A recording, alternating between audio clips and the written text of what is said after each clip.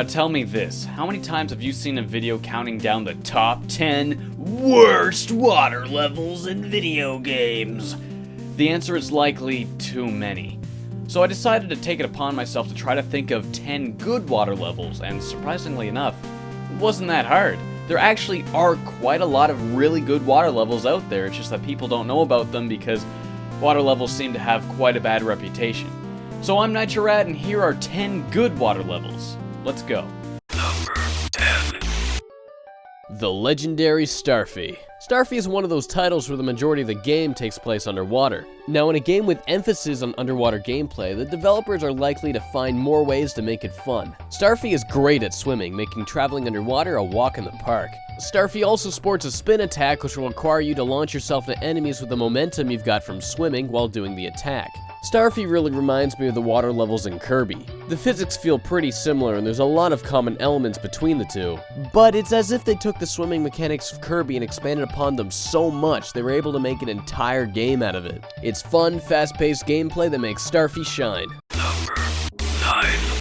Looks like Nintendo really learned their lesson after making the water temple, because hot damn did they ever do a good job with the lake bed temple. In Legend of Zelda Twilight Princess, Link gets Zora armor, an outfit that actually lets him swim at a fairly solid pace underwater. Not only that, but Link's actually able to use more than just the hookshot when at the surface floor using the iron boots. This includes his sword and a new type of bomb that will work even when underwater. On top of that, Link can now use the hookshot, or claw shot as of this game, anywhere in the water, not just when he's at the surface floor. The improved mobility and wider range of actions Link can perform result in a much better level than the water temple. Number 8. Mega Man's had a history of decent water levels. They play just like the levels that take place on solid ground, but with the ability to jump as high as you want to. This opens up a lot of freedom as to where on the screen you can travel to dodge enemies, traverse platforms, and etc.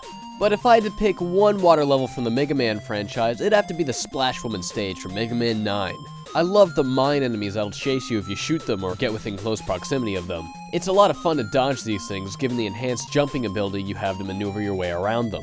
That and the bubble segment is a lot of fun too, jumping from bubble to bubble before it pops in an effort to get to the top of the screen, all the while dodging and shooting oncoming enemies.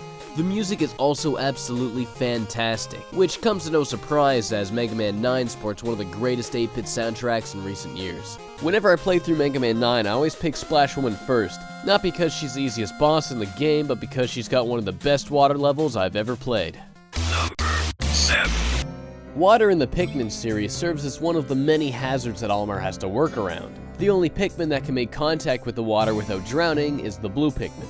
So what happens when there's a cave surrounded in water filled with other hazards such as fire, electricity, and poison?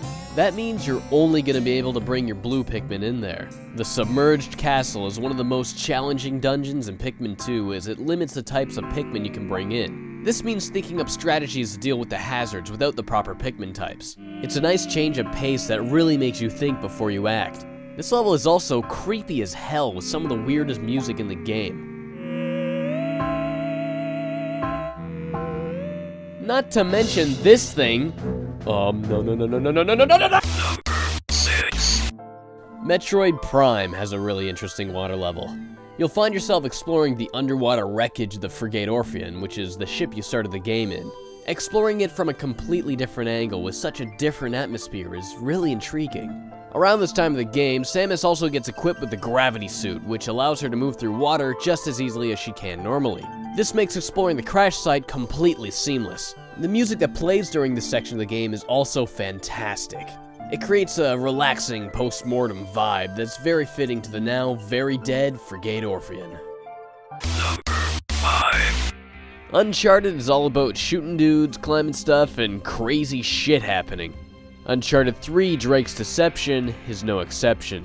In Uncharted 3, Drake will find himself in an abandoned shipyard.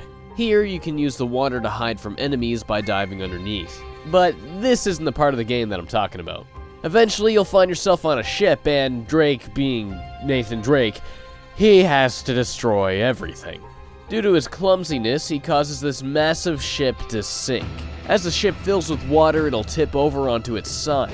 This means in order to escape, you'll have to navigate the whole thing backwards from a whole nother angle. A lot of crazy stuff happens as Nathan escapes the water flooding the ship, and it keeps you on the edge of your seat the entire time. Did I mention that they actually built a real-time motion simulation for this stage? Yeah, now that's what I call effort. Shovel Knight. Being an NES-inspired game, it borrows a lot of game mechanics from Mega Man. This means water doesn't slow you down, but instead increases your jumping ability. Shovel Knight also falls slower in water, making racking up combos from bouncing on enemies a more free-flowing task.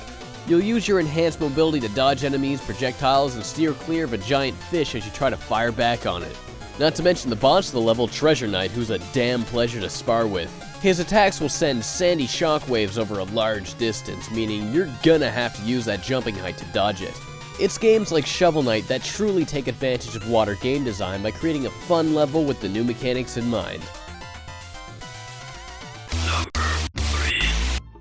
The Donkey Kong Country games are fairly well known for having pretty solid water levels. The Kongs control really well underwater, and their swimming ability is good enough to keep the game from feeling hindered. But if I had to pick one water level from the entire series, it'd probably be Lava Lagoon from Donkey Kong Country 2, Diddy's Conquest. Oh wow, Conquest, yeah. In this stage, you're constantly switching from underwater gameplay to land gameplay. However, the water is much too hot to swim in. Luckily for Diddy, Clapper the Seal has the ability to temporarily cool the water with his breath. It's a nice way to add some variety that creates a sense of tension. Getting through the water quickly enough is also a completely feasible task due to Diddy's perfectly competent ability to swim. Rayman games all typically do water levels pretty well, but I'm gonna have to go with Rayman's latest adventure, Rayman Legends, for my pick. Legends water levels all sport an undercover spy kind of vibe with a high contrast, low light presentation, with bright spotlights of various colors sprinkled here and there. Unless you want to be fried by a laser beam, you're gonna have to steer clear of those spotlights, which isn't too hard considering how silky smooth the swimming controls are. The new Super Mario Bros. Games really could learn a thing or two from Legends with their slow-ass swimming controls. Get out of here. Before I show you guys number 1, I'm gonna throw out some honorable mentions so you guys aren't like, where's this video game on the list? Because there's a few others that I wasn't quite able to fit into the top 10 that I also do think were really good, so here they are.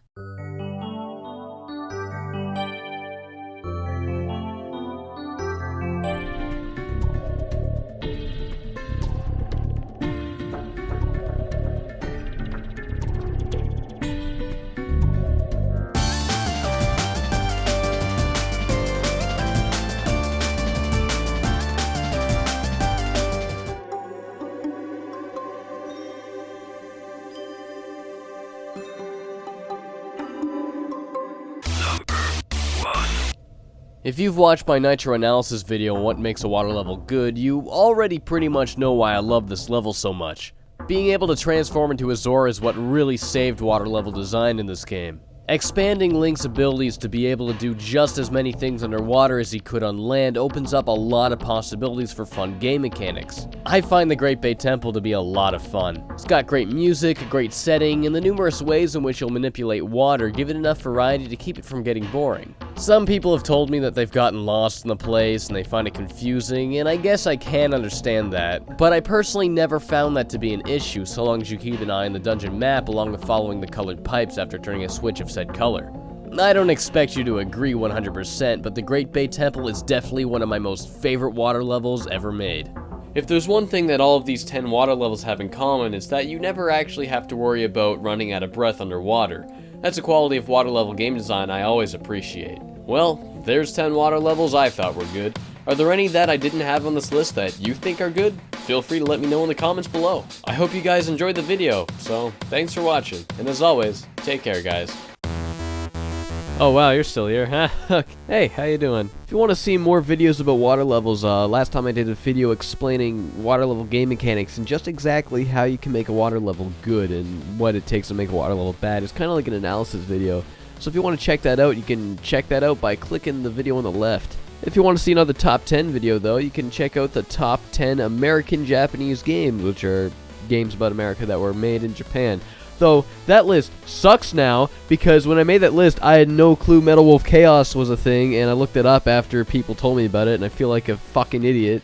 So, if you watch that video, pretend Metal Wolf Chaos is number 1, and then it's an okay video.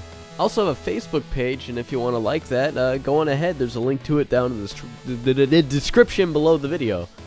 I'm really sorry if I sounded kind of nasally during this whole video because I've been sick the past few days, and I was so sick a few days ago that I couldn't even record lines at all, so I'm lucky that I was able to make this video, period. So, yeah, I apologize if I sounded congested when I was speaking this video, but yeah, I'll see you guys later. See ya.